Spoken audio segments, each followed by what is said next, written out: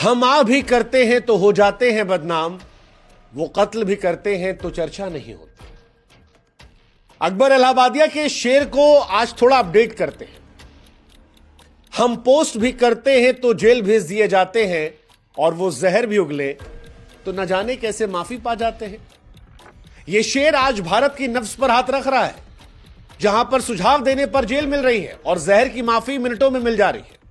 एक तरफ प्रोफेसर अली खान महमूदाबादी हैं, जिन्होंने फेसबुक पर एक पोस्ट लिखी जिसमें भारतीय सेना की तारीफ थी, पाकिस्तान पर तंज था, समाज में कुछ चीजों को लेकर सुझाव सच्चाई थी, लेकिन वो ऐसा चुभी कि बिना पढ़े खाली प्रोफेसर का नाम देखकर उन्हें ठंडी सलाखों में डाल दिया गया। वहीं दूसरी तरफ मध्य प्रदेश के मंत्री विजय शाह, जिनको लेकर कोर्ट कह चुकी है कि भैया देखो, इनका जो कर्नल सोफिया कुरैशी को आतंकवादियों की बहन कहकर सेना की शान को ठेस पहुंचा चुके हैं, वो माफी कवच में आज भी सत्ता की गर्म कुर्सी पर मुस्कुरा रहे हैं।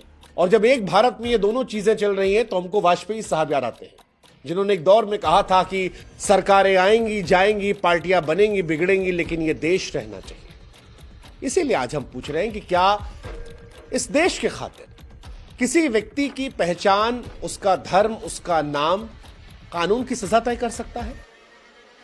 अशोका यूनिवर्सिटी के प्रोफेसर अली खान महमूदाबाद की गिरफ्तारी क्या देशभक्ति की जोश में कर दी गई? देखिए, हो सकता है किसी की राय से आप इत्तेफाक न रखते हो, लेकिन क्या उसे गिरफ्तार कर लेंगे सुझाव देने के लिए? यह सवाल बड़ा महत्वपूर्ण है और आज इस सवाल को हम उठाएंगे।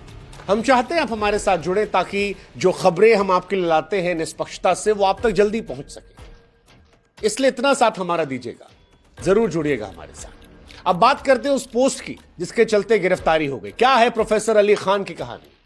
तो कहानी यह है कि 8 मई 2025 को अशोका यूनिवर्सिटी के राजनीति विज्ञान के प्रोफेसर अली खान महमूदाबादी ने एक फेसबुक पर पोस्ट लिखी, जिसमें ऑपरेशन सिंदूर को आतंकवाद के खिलाफ भारत का एक मजबूत कदम बताया। आतंकवादियों को शरण देने की पाकिस्तान की नीतियों को बेनकाब करने का जिक्र था। वो सोफिया कुरैशी को सामने रखकर जो मैसेजिंग दी जा रही थी, उस पर एक सवाल कर रहे थे कि ये बातें निरर्थक हो जाती हैं जब मॉब लिंचिंग, बुलडोजर की कार्रवाई और नफरत की सियासत देश में रहती है। वो कह रहे थे कि सोफिया कुरैशी विंग कमांडर की प्रेस कॉन्फ्रेंस ऐतिहासिक है, लेकिन ये कहा कि अगर सामाजिक भेदभाव नहीं मिटा तो यह दिखावा हो जाएगा। अब कायदे से देखा जाए तो इस पोस्ट में सरकार पर एक तंज था, ठीक बात है, लेकिन इस पोस्ट में हिंसा का आह्वान नहीं था, किसी समुदाय का अपमान नहीं था, सोफिया कुरैशी का अपमान नहीं था, भारतीय फौज का अपमान नहीं था, सरकार पर सवाल था। लेकिन सवाल यह है कि सरकार पर सवाल करने के लिए क्या जेल में डाल दोगे? क्योंकि बीजेपी युवा मोर्चा, हरियाणा महिला आयोग ने इसे राष्ट्रीय अखंडता और महिला विरोधी करार दे दिया। हालांकि प्रोफेसर साहब ने फिर स्पष्ट किया कि जब वो ये पोस्ट लिख रहे हैं, तब इस पोस्ट में सेना के बारे में या सोफिया कुरैशी के बारे में वो कुछ भी नहीं कह रहे। वो सरकार की नीतियों पर सवाल उठा रहे हैं और ये किसी का अपमान नहीं है, ये सिर्फ सरकार पर सवाल है। लेकिन फिर भी गिरफ्तारी होती है। जैसे कि हमने कहा, हरियाणा की महिला आयोग को लगा कि यह महिला विरोधी था, बीजेपी युवा मोर्चा को यह राष्ट्रीय अखंडता के खिलाफ दिखा। 12 मई को नोटिस दी गई, 16 को शिकायत हुई, 18 को गिरफ्तारी हो गई। और गिरफ्तारी भी हल्की धाराओं में नहीं हुई है। भारतीय न्याय संहिता की धारा 152, जिसमें राष्ट्रीय अखंडता को खतरा है, 196 धार्मिक माहौल खराब करना, 351(2) अपमानजनक टिप्पणी। अब सवाल यह है कि क्या महिला आयोग ने अपने अधिकारों का दुरुपयोग किया? क्या सरकार को सुझाव देना या उस पर तंज कसना देशद्रोह कहलाएगा?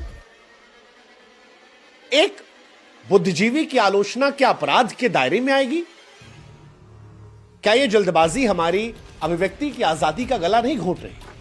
यह सवाल उठेगा, और यह सवाल इसलिए और उठेगा क्योंकि इसी समय देश में विजय शाह का भी एग्जाम्पल है। 11 मई 2025 को मध्य प्रदेश के मंत्री हैं विजय शाह, जिन्होंने सार्वजनिक तौर पर कहा था कि जिन्होंने हमारी बेटियों का सिंदूर उजाड़ा, उनको हमने उन्हीं की बहन भेजकर ऐसी तैसी करवाई।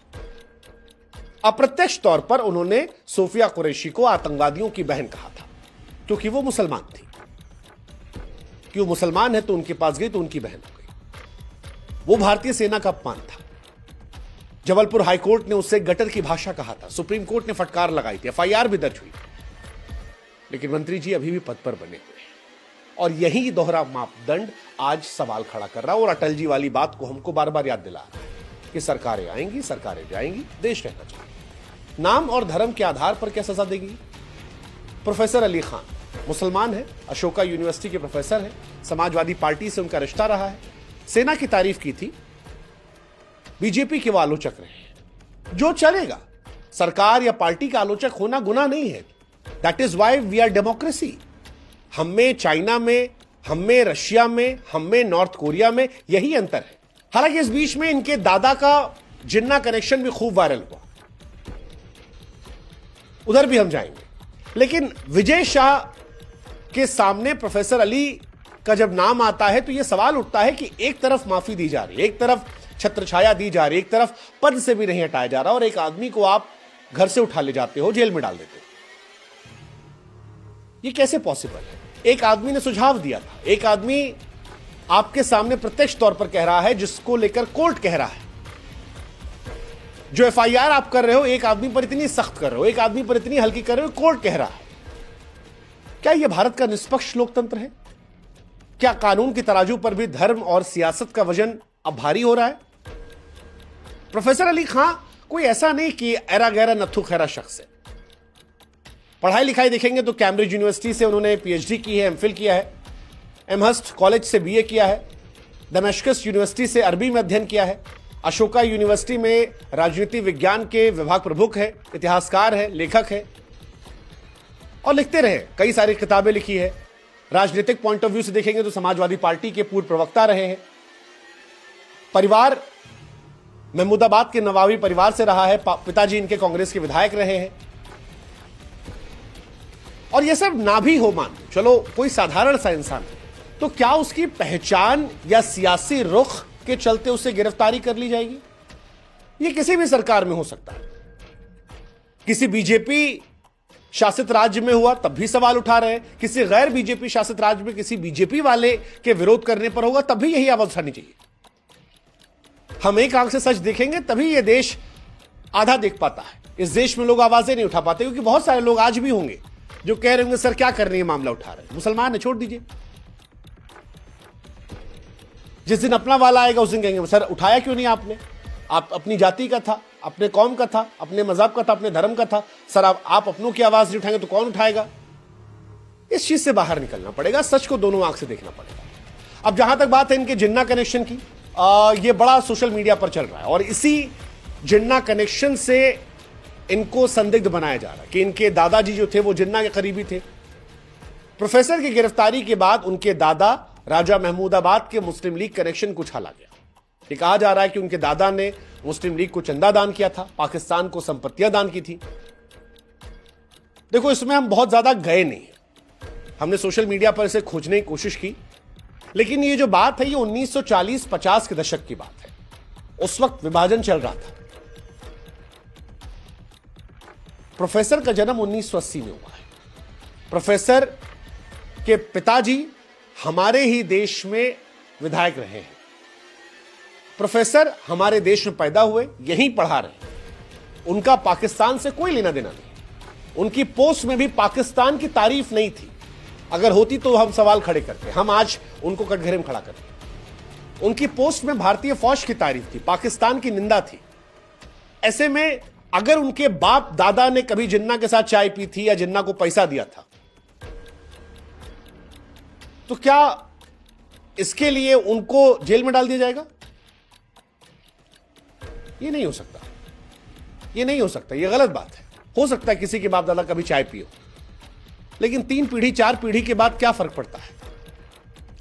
हां, अगर वो पाकिस्तान के प्रेम में अंधे होते, अगर वो पाकिस्तान की भाषा बोल रहे होते, अगर वो पाकिस्तान को ताकत दे रहे होते, तो फिर हम उनको कटघरे में खड़ा करते, फिर बाप दादा का भी जिक्र करते शायद और मिलाकर करते। लेकिन जब कोई आदमी देश के लिए आवाज उठा रहा है तो उसके बाप दादा का नाम, वो भी उस वक्त जब देश विभाजन हो रहा था, उस वक्त की परिस्थितियां बहुत अलग थी।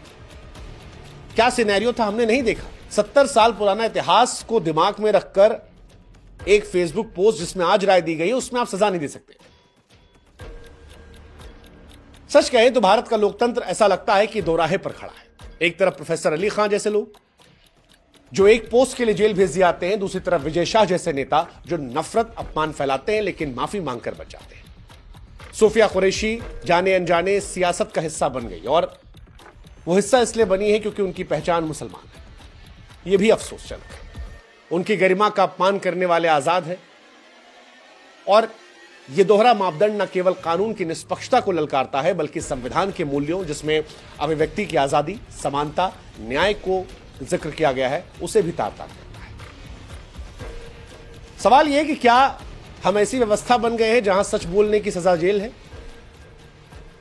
या सुझाव देने की सजा जेल है, या किसी के विचारों से हम इत्तेफाक नहीं रखते तो हम उसे जेल में डाल देंगे, या कोई किसी और पॉलिटिकल पार्टी का है और हमारे मन की बात नहीं बोला तो जेल में डाल देंगे, और अगर हमारी पार्टी का है तो गलत भी बोलेगा तो हम उसे आजाद घूमने देंगे, छोड़ देंगे। मैं फिर कह रहा हूं, वाजपेयी साहब को याद कर लीजिए। पूर्व प्रधानमंत्री वाजपेयी साहब ने कहा था, सरकारें आएंगी जाएंगी, पार्टियां बनेंगी बिगड़ेंगी, ये देश रहना चाहिए। अगर इस तरह से लोगों को हिरासत में डालेंगे तो लोकतंत्र कैद में चला जाएगा।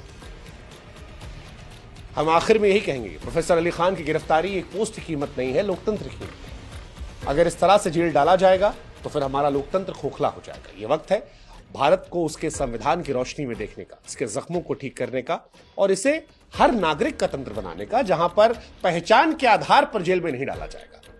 जो गुनाह करेगा, जो गलत करेगा, उसे जेल में डाला जाएगा। उम्मीद करते हैं कि प्रोफेसर के लिए आप भी आवाज उठाएंगे, बिना ये देखे कि आप किस जात से हैं, किस धर्म से हैं, किस मजहब से हैं, किस कौम से हैं, कहां से आते हैं। और इसी तरह से जब कभी दूसरी तरफ भी होगा तब भी समाज के हर व्यक्ति से उम्मीद करेंगे कि आप आवाज उठाएंगे। ऐसे ही लोकतंत्र हमारा मजबूत होगा। उम्मीद करते हैं इस लड़ाई में हमें आपका भी साथ मिलेगा। आप हमारे साथ जुड़िएगा जरूर, और इस खबर पर आप क्या सोचते हैं उस पर अपनी राय भी जरूर दीजिएगा। नमस्कार, जय हिंद, जय भारत।